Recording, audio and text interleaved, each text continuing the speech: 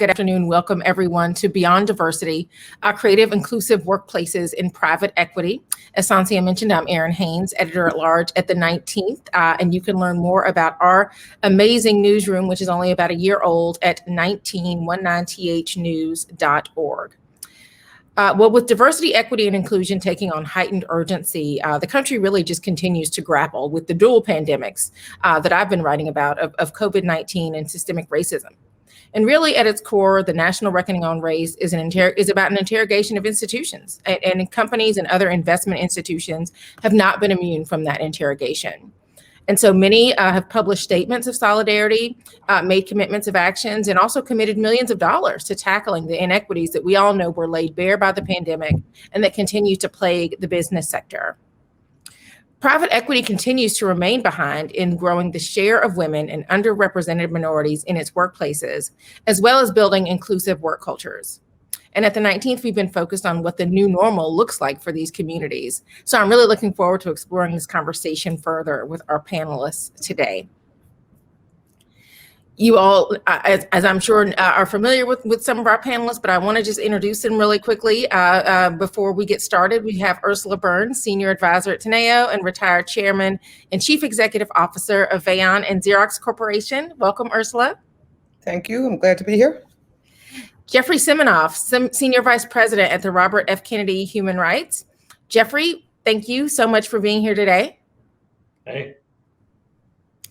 Nikki Lewis-Simon is shareholder and Chief Diversity, Equity, and Inclusion Officer at Greenberg Traurig. Nikki, hi. Thank you for being here today. Thanks for having me. And last but certainly not least, Gabrielle Sulzberger, Strategic Advisor at 2 Sigma Impact. Gabrielle, nice to be with you. It's great to be here. Thanks. So listen, I want to dive right into this because I know we have a lot to get to and not a ton of time. Obviously, we wish that we could be with you all in person, but we're doing this virtually. If you have questions, we're going to try to get to some of those at the end if we can. But I want to start.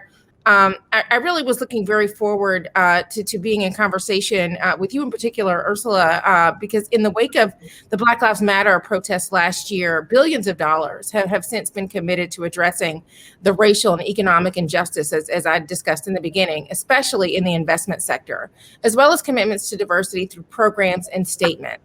I want to ask you, how are these efforts really translating into tangible actions and effects? Well, it's still pretty early to tell. I mean,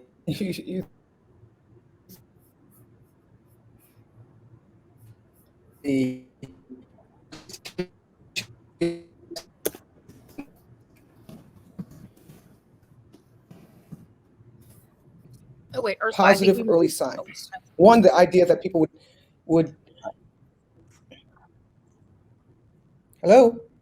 Oh no, keep going. There was a bit of a lag in your audio, but I think you're back now. Yeah, the fact that, as I said, it's early, still early days. The fact that there was heightened awareness enough to realize that more investment was probably a good idea is a good leading indicator, a good early indicator of the progress that could be made in a time like this. Mm-hmm. I think the other thing that we're seeing is that there's a lot of activity by other Black people, sisters and brothers who are in business leadership, calling for coalescing around ideas and actually forming organizations. Gabby and myself and others have formed an organization to try to figure out how to diversify boards more effectively, and we're not the only ones. There are people doing things. So fortunately, we have some activity starting by Black and brown people and Latinx people to actually move the ball forward. And then finally, what we see is that there are, not all companies, but there are some companies, many companies, who understand that they cannot sit back anymore. So they're starting to do things, even if it's not exactly perfect. They've engaged in the conversation. So I think that we're starting to see a moment kind of happen, and I'm known for saying that we have to keep pressure on so that this moment becomes a movement. It doesn't just become the latest, let's throw $100 million at a problem and then hopefully it'll just go away. I think that we are at a point where there may be some wind behind this sail, enough wind behind it that we can see some some true change. I'm hopeful there. You make such a good point about, just the idea that folks are really at the beginning of this process, right? And people may make some mistakes along the way, but the idea that you have to keep going to really build that muscle memory around, a commitment to these types of issues, I think is such an important point. Gabby, I want to bring you in here just because Ursula did bring up the organization that you all work together to start. I want to ask you if you want to talk a little bit about what that organization is and, how that is contributing to kind of the tangible action that I'm asking about. Yeah. So we formed the Board Diversity Action Alliance to increase both the number of directors on boards, in particular, starting with Black directors, as a way that, to drive what we think is really critical, which is transparency and disclosure of race, equity, and inclusion. And so really kind of the thrust was both in terms of getting representation, but also in making sure there was increased transparency. And so we started with public companies, but we kind of pretty quickly turned to private as well. And so with a focus on venture capital and private equity in particular, because we know, they are key engines of both economic and entrepreneurial growth, and beyond that, have really outsized influence in terms of kind of major trends and economic factors. And what we know is, unlike public companies that, have regulated and legislated transparency, for private firms, their business model is to not be transparent. And so we thought it was really critical to understand, their teams, their operations, and in particular, kind of this moment when, you actually do get to look a bit under the hood, which is when their portfolio companies go public. And so the focus of some of our research has really been in looking at kind of what happened with their portfolio companies at the moment they go public, because that is actually when we have real data, which we can then use to hold the industry accountable. Yeah, I think that is really such a good takeaway. And I don't want folks to miss this, because the data collection and transparency piece of this going forward, I think, is going to be so important. But there are areas that have been kind of focused on some of that data collection and transparency. And I want to come to you on this, Jeffrey, and then to you, Nikki, as well, to talk, both of you, with having a legal background, how you ended up in this work, and really why the data collection and transparency, doing that. The legal profession has been doing that, and it is not something that has been to their detriment. And in fact, more people are looking for this type of information. Talk about why that's important, and why why companies and institutions should not be, skittish about really doing that more. Jeffrey, I'll start with you, and then I'll come to you, Nikki. Sure, and thanks, Erin. Thanks, Erin, for being here. I lead a new program at RK Human Rights focused on workplace dignity, and the goal of our program is to answer the question: how do we honor the dignity, the inherent value and worth of the workplaces and the workplace ecosystems that we control and that people seek to enter, and how do we do it through tangible actions, both in our day-to-day leadership and in through the systems and processes and programs that structurally affect a workplace. And I came to this work after, being an employment lawyer and leading diversity and inclusion initiatives at companies like Morgan Stanley, where I got to work extensively with Nikki's firm, and then later in the tech industry for companies like Apple and Twitter. And so I guess, it's an interesting question about data collection, because when I came to the tech industry, for example, there was no data disclosure, if you will. And quite frankly, most industries are not broadly disclosing diversity data. Right. In 2014, the tech industry, with one initiator, which was Google, began disclosing that data. And the world didn't cave in. There was a first. The data was not necessarily objectively fabulous, right? And so it felt a little scary, I'm sure. But the tech industry wasn't the first. The legal industry, as Aaron mentioned, and Nikki can talk about, has been producing diversity data for, I want to say like 20 years in a form called the NOUT form, which has been laying it all out for everyone to see and has been really valuable for recruits. And I think that the value of the data is multifold. It is, first of all, accountability. If the data is out there, you have to answer to it. And if the data is out there and your benchmark is seen, it's easier to set goals because you know what your benchmark is. In addition to that, I would say it's really important to think about your own house. You can pump out whatever you want into the world, and it is important for people to see it because stakeholders care about it, including potential candidates for employment for whom this is becoming increasingly important.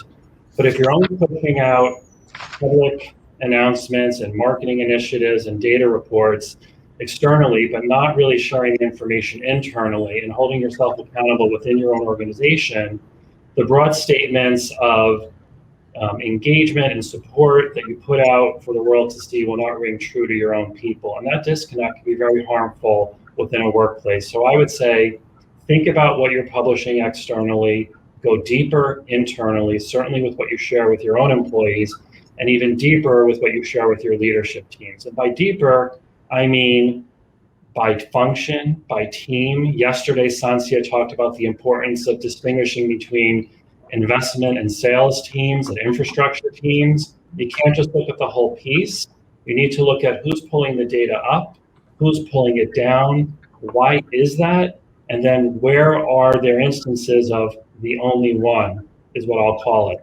And the only one is, where is there an investment team where there's only one Black woman on the entire investment team? Where is that? Why is that? What is that experience like? And being really intentional about the intersections among your workforce. Yeah.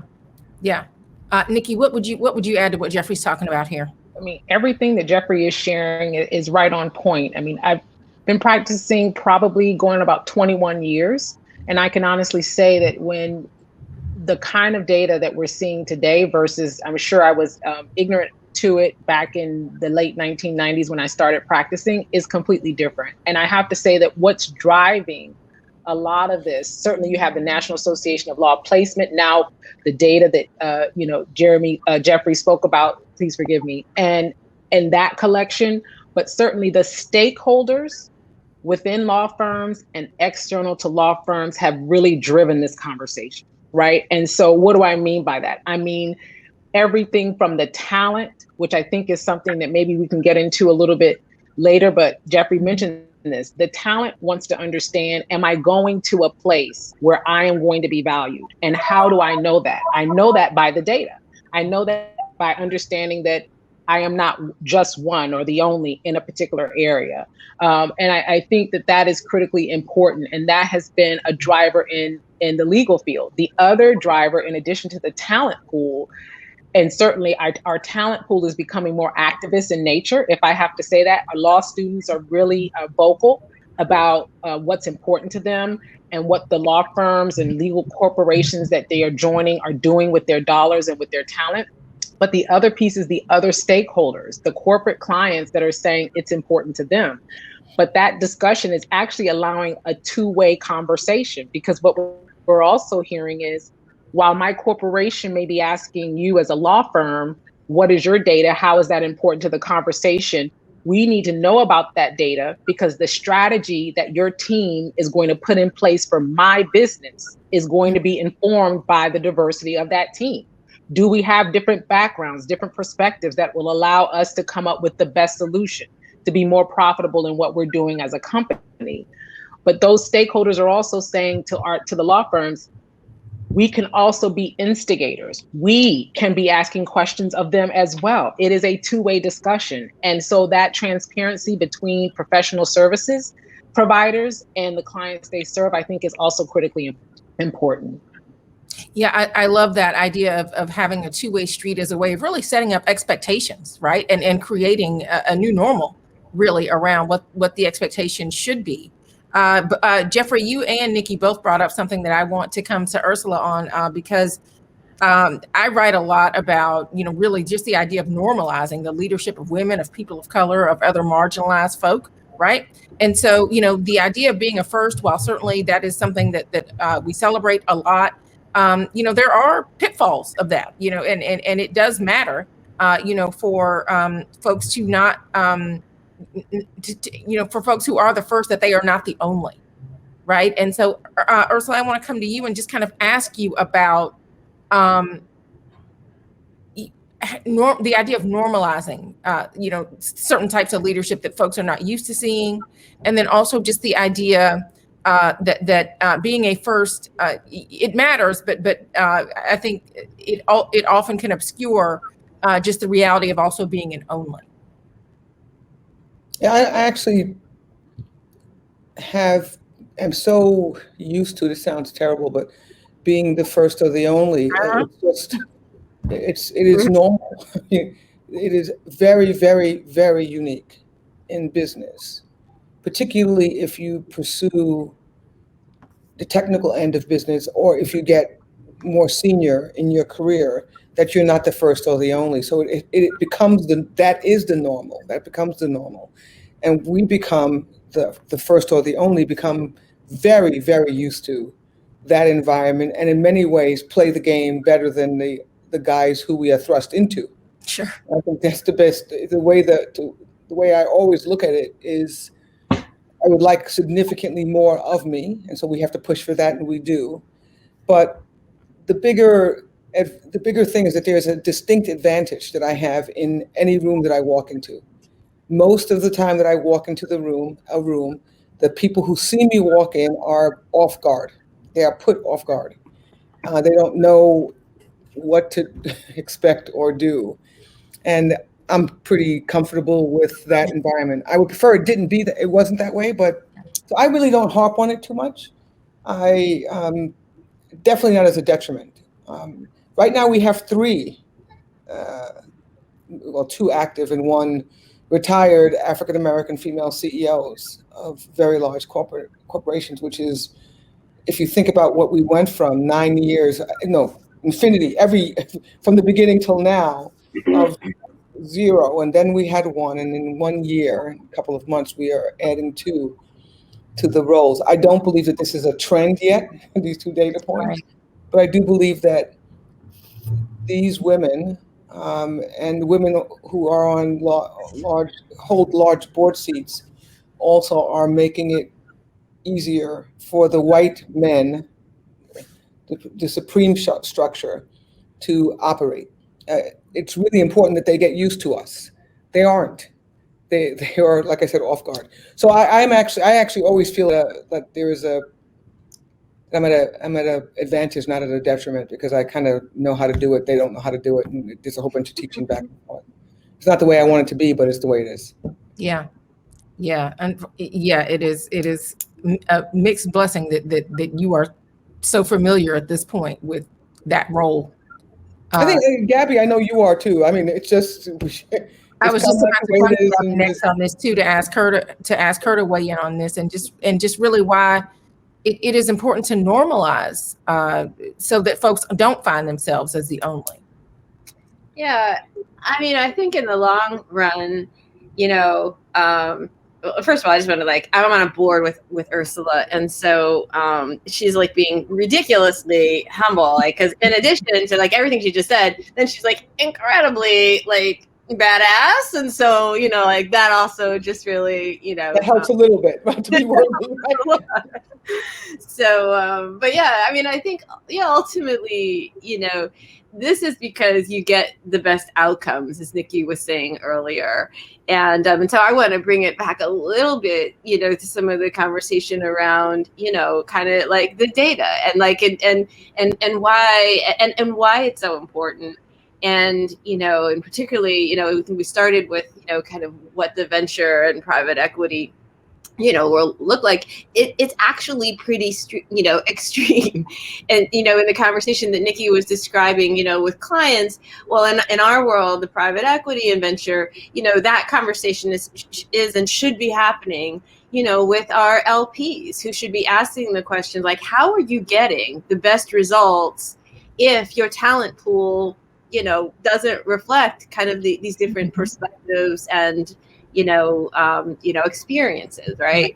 Or reflect the populations that they serve. And so I just like a few pieces of data from the work that we did. So we surveyed, what you and pulled data from the public filings of the 18 largest venture capital and private equity funds. And, again, really important, like not only do they, control significant capital, but they have outsized influence even within their own industry, right?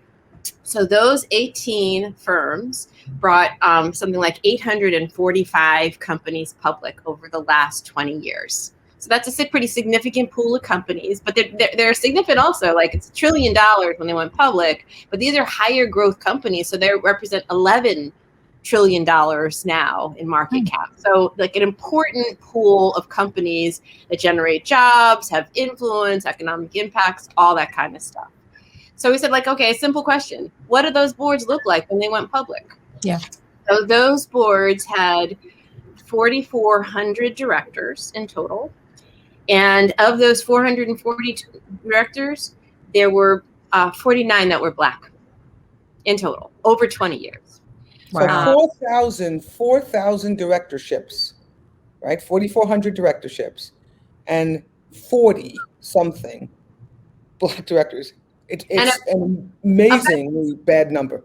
Yeah. About the same for Latinx. So when you put the two together, Black and Latinx, about 2%. So the 40% of the population, right. 2% of the board seats. Yeah. And the sad thing, not as if that wasn't sad enough, when you look at the C-suites, it's actually worse. Wow. So the C-suites were something like 44, 50 executives across 840 companies. Of the C-suites, there are only 28 Blacks over 20 years. 840. And I'm going to mean general counsel, CFO. There were only 5 CEOs over 20 years, 18 firms, 840 companies. So, and again, significant, high growth. Yeah.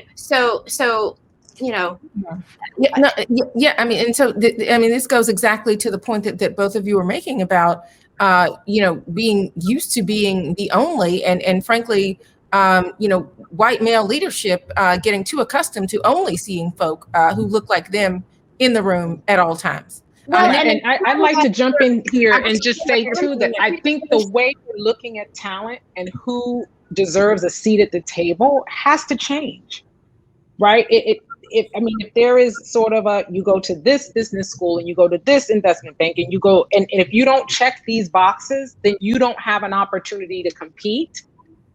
And I think we miss the mark, and we do it in the law too. So I mean, people who live in glass houses, right? But it's something that we have to be looking at differently, but it is startling. It is breathtaking, the data that Gabby just shared. Yeah. And so we have to look at, if power concedes nothing without demand, where are we making the demand? Is it the investor pool? Yes. Is it the stakeholders, the talent? Yes. And I think all of these points need to be brought to bear on this issue, because if we're not demanding it in the ways that we can, what is the motivation? It's not just the moral imperative. I mean, we can go there, but if green is the one color that we all recognize, and we can make and do more with it with a more diverse team, then that's the pressure point that I think we need to continue to push. Yes, I think that's exactly right. Not just the moral imperative, but the economic imperative that is really going to move. Oh, the moral imperative has done absolutely nothing. I mean, the moral imperative, we've been living the moral imperative since slavery. Sure, absolutely. And women's rights, well before women's rights. I mean, we know what the moral imperative is. It's pretty clear. I don't care where you are. We kind of live by the same standard, do unto others, these kinds of things. It doesn't carry any weight whatsoever. Right. So I do believe it is green, but I also believe it is a combination of green, a little bit of the moral imperative, literally embarrassment. It is. That's why numbers really matter. That's why the work that Gabby did in this PEVC space is really important. Because what you show is, okay, it's really, really bad, guys. And it couldn't be by accident. I'm sorry, this was not accidentally fumbling into the place where you found no Black people, you found no Latinx, and you found very few women. We know that that's not the world that most people live in. So it's I think it's purposeful. So now we have to call that. And the way that you change, we call that by giving the data. And then the way that you change that is you literally start keeping the data coming out. We don't have to do a lot of explaining. Just show the data. Exactly. We can't explain if people really need it and can't see what's happening here. But I think consumers, investors, and employees have to actually start to speak up. Consumers have to say, no more. I can't go to a place. Was on the board of a company that I literally will not do business with anymore. They don't have directors that it's a consumer-based company, and they don't have directors that look like the people who actually they sell to. Say to yourself, okay, fine, then we can make a call. They won't feel me, but they will. If all of us get into it, they'll start to feel the pressure, just the pressure, and it won't be big, but it'll be enough for them to start to think about what they have to do on a go-forward basis. So the data, not even, like I said, not beating it over people's head, just showing. Gabby just gave facts, and our reaction around this table was, what? How could that be so? That's what we have to continue doing. The data is so important. Yeah, and it does go a long way to really take the emotion out of this and just say that this is what needs to happen now. I love what we're saying. We know what we need to do. It's just a question of what is going to happen now. People have known what the problem is for a really long time, and so I think. Before we go to Q&A here with the audience, I want to ask all of you for, like I said, that tangible takeaway, concrete steps that the industry can take beyond kind of these performative statements that we're seeing. Because to your point, Ursula, you have consumers really speaking with their dollars and paying attention to what a lot of these companies are doing, and if they are in fact representing their values beyond, the black square on Instagram or Twitter, right? So what does that really mean? So if we could I'm just going to go down the line here. Gabby, I'll start with you, to Nikki, and then Jeffrey, and then we will go into the Q&A. I would really encourage the large LPs, the foundations, the endowments to ask these questions of their fund managers. What do your portfolio company boards look like? What do your C-suite looks like? And what are you doing about that? And ultimately they are a voice. And the reason you do that is because you're going to get better performance return. Like, there's no doubt about it. It's going to be more work. They're going to have to go beyond their kind of traditional Rolodex. But in the end, you're doing it for all the right reasons, which is it's going to generate alpha. So I would really encourage the investors, just ask the questions, just get the data on what the portfolio companies look like, not just the ones that I've been talking about, which was the ones where the information is available because the company's gone public, but the whole portfolio. And I would start there. Yeah, and what I'll add to that, and I echo everything that Gabby shared, is to look at the talent pool, go beyond check the box, reconsider the kind of talent that you think can be brought into this industry, and to do the work, do the DE&I questionnaires. To Gabby's point, ask the questions about who are part of the investment, the researchers, the operational roles, look at the talent pool. Just to add on to it, I was reading something a few days ago that Boston Consulting Group put out relating to diversity and private equity. And they made the point that the actions that are taken by a private equity firm or a general partner can have a ripple effect across the industry. And of course, sitting in here with my Robert F. Kennedy hat on, anyone that's working the ripple of hope analogy is near and dear to my heart. But I think if you're in the industry and you recognize how interconnected it is, you're working with service providers like law firms, you're looking at portfolio companies, limited partners are asking certain questions. It's a whole ecosystem that, if it's operating well and with intention around these issues, can have a dramatic impact on how we look at these issues much more broadly. So one, recognize that you're part of an ecosystem where accountability can be broadly shared. Number two, I think it's really thinking differently about your level of awareness and engagement on these topics as a leader. If you step back from this conference and you step back from your discussion and you self-critically think about where are you knowledgeable and where are you not knowledgeable, even if it relates to your own organization's engagement around diversity issues, try to fill some of those gaps if you can. And the third thing I would say is, I think it's critical that we do talk about the business case, but I think it's also important for us to take some time to think about some of the imperatives that go beyond the business case. The business case is crucial because it puts, some financial incentive around the topics we're talking about. At the same time, we know that the status quo is not acceptable. We know that the status quo is inequitable, and that is not a legitimate fallback position. So if we recognize that it's not a legitimate fallback position, we need to move forward and take specific actions on it. Well, I think that is the perfect transition into Q&A, and I'm going to stick with you, Jeffrey, because this first question is for you. The question is, Jeffrey, you've worked in private and nonprofit. Do you observe any similarities in the challenges related to diversity and inclusion across both these sectors? Well, no sector is immune from the challenges and the opportunities around advancing inclusion in a workplace. So I would say that there's an equal need for focus. I think that the expectation among a nonprofit, service-oriented organization is higher in some ways. The standards that most nonprofit organizations hold themselves to are quite high.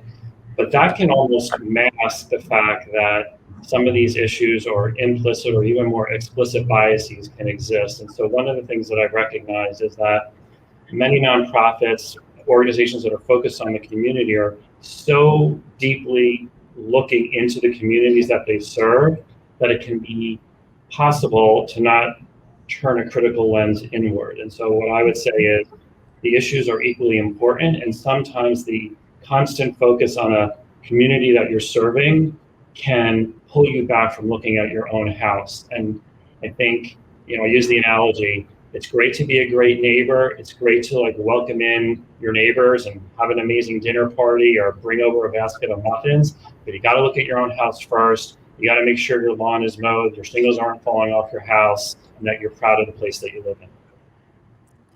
Yeah, that's a good visual. So question 2. Let's see. I think we will go to both. Actually, I think we'll all three of you ladies can respond to this one. At the height of the Black Lives Matter movement in the summer of 2020, firms such as Wells Fargo, Goldman Sachs, HSBC, and more created goals to hire more diverse staff. How can the industry continue to hold themselves accountable to these goals and maintain the momentum felt during the summer of 2020? Ursula, I know you talked about this a little bit in our conversation, but yeah, I guess just if you could elaborate on this a little bit more for this questioner. This pressure came from outside the organizations into the organization. So it came from voices in the street, from presentation of data. It came from the killing, the murder of Black men. It came from It came from the fact that we were in a pandemic and we realized that we have people called vital workers that we refuse to pay a living wage to. It came from all of this. I think that the most important thing that we can do, one of the most important things that we can do, is not take the pressure off. Slipping back, meaning keep asking the questions, keep pushing. I like what Jeffrey said about look close to home, make sure you have your own laundry clean and your organizations are as they should be. That's an important thing to do, a very important thing to do. But I think also we have to keep sounding the alarm, because this is not going to go away without some continuous pressure on the problem. It's not going to go away without pointing out daily, weekly, as Gabby and I say sometimes when we talk about the BDAA, we don't want to make this our full-time jobs, but it may have to be our full-time voice, right? Or some part of our voice every day. Because if we I think we've learned if you back off, it literally will go back to the old way. We just can't let that happen. We have to actually raise our voice and keep the pressure on. Yeah. Because folks' attention spans are short, and people do say, "Oh, this is hard. You know, I don't want to keep going," or maybe, you know, I feel like I've done enough. It's time for us to take our foot off the gas. I mean, Nikki, can you talk about what that pressure looks like to your mind? Yeah, it looks like the administrative assistants who have been with the company for 15 years and who want to see a change.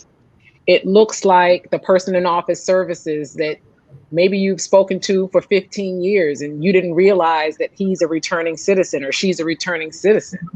I mean, it looks like the person who sits at the board table with you, whose family, you know, has a story, a journey that was impacted by George Floyd's murder. I mean, the pressure is around us every day. And I submit to you that the people who walk that journey will not let this go. I can't see a time when we're not having discussions. And now that sort of as it were, the cat is out of the bag, it's not going back. Right. And I don't think that the people who this matters to will allow it to go back into the bag. And I think that what Jeffrey shared about charity starting at home, ensuring that what we're doing internally is aligned with what we're saying publicly. Dare I say that our colleagues will not allow us to be, what is the word? I'm missing it. Where you're duplicitous, where what you say in the street is not what you're doing at home. Yes. That's not going to work. We've seen it not work well. And so I think that pressure will come internally from our talent. And certainly I agree with the others that it also needs to come externally. I would just add, you know, and I agree very much with what Ursula and Nikki just said. From a governance perspective, when I reflect on the organizations that I think have done a better job of making sure that the animus that came out of the events of last summer really endures, it was a combination of really kind of really along the lines, very much what Ursula said, which is that the commitments that were made were multi-year commitments with like clear benchmarks, and then set up a mechanism by which to kind of assess where we were. And so if it's a subcommittee of the board, if it's the entire board, but so that there is periodic, you know, quarterly kind of a sit down where kind of what was laid out as a multi-year commitment with is then assessed. And so, you know, not all, but several of the companies and nonprofits that I work with have taken that approach. And it's been really notable, I think, both in terms of the impact it's had, but also the confidence that it's built like internally. Okay. You know, Nikki, you were talking about the internal and external pressure, and that just makes me want to ask Jeffrey if you had anything to add, because I know you're talking about setting, you know, once these accountability goals are set, really sticking to those goals and being transparent about them. Is there anything you wanted to add before I move on to the next question? I mean, the only thing I would quickly say is that question is a good one. And, you know, the answer is if you set goals, then accountability comes from assessing where you are when those goals are measured. So for example, if you committed to, you know, expanding the pool of schools that you're looking at for certain jobs, you either know whether you've gone to different schools or not. And so you answer the question. And if you're being transparent about what the goals are, you should be transparent about whether the goals have been met. And if they haven't been met, what is the plan to close the gap? Pinterest, for example, had hiring goals, and you know, you could do a quick search about Pinterest and recruiting goals, and you'll see how they did it. Companies are going beyond just reporting their data; they're actually reporting on their goals, and certainly they can do it internally to their own folks without an external disclosure. Yeah, I think that probably goes a long way to addressing avoiding the duplicitousness that Nikki alluded to there a second ago. Well, listen, we've got time for one more, which I think is a good note to end on with everyone. And so which is often on the response on diversity from the PE and broader finance sector is, we've set up an internship program, but that often feels like a cop-out. So the question is, what are the panelists' thoughts on this as a tangible action, and what can these firms do more of? I mean, this is Nikki. I think creating pathways into, the business makes sense. So I don't see internships may not be enough, but I do certainly think they're a start. I think also, beyond the internships, the mentoring, the sponsorship, the being a champion for the people who are already inside the companies, right? It's enough to, yes, you want to sort of fund and build the pipeline, but also what are you doing to support the people who are already, the retention aspects, who are already in the door? And so I think that you say, great, we have an internship program, let's expand it, right? We've got one student out of, X number of applicants. Maybe the next summer we do 5, or so we up the ante and we increase the impact by doing so. And so I think that's, something that folks can do. The mentorship is critically important. And then obviously creating opportunities for those who are already inside the company. Abby, do you want to chime in here? Yeah, I mean, what folks can do. I think I agree with Nikki. I think the only thing I would add, and we're seeing it very much at our firm, which, we're very committed to having a diverse team internally. And part of it is, looking beyond kind of the same old, sources, and kind of thinking more expansively about what the role is and what the different, kind of skills and experiences that, are relevant given the nature of our industry is as dynamic as it is. And so, I find that, it's like a lot of things when they say, well, their candidates just aren't out there. Well, it just really depends on where you're looking and how you're scoping out the position. And so I think the industry could do a better job in thinking about that more expansively. Jeffrey, it looks like you're probably going to get the last word here. My last word would be have an internship program, but think differently about where you're looking for interns. And I got to say, that's one of 50 things. And, ping us offline and we'll give you more ideas. Well, I thought this was going to be an amazing conversation, and it has been so robust and really beyond my expectations. I have learned a lot and have been steadily jotting down notes here, and I hope so many of you were doing as well. With that, our conversation, we are out of time. Time flies when we are learning and trying to change a new normal for folks around these issues. So thank you so much, Nikki, Gabby, Jeffrey, Ursula. I really appreciate you guys allowing me to be part of this conversation, and just want to encourage everybody to take care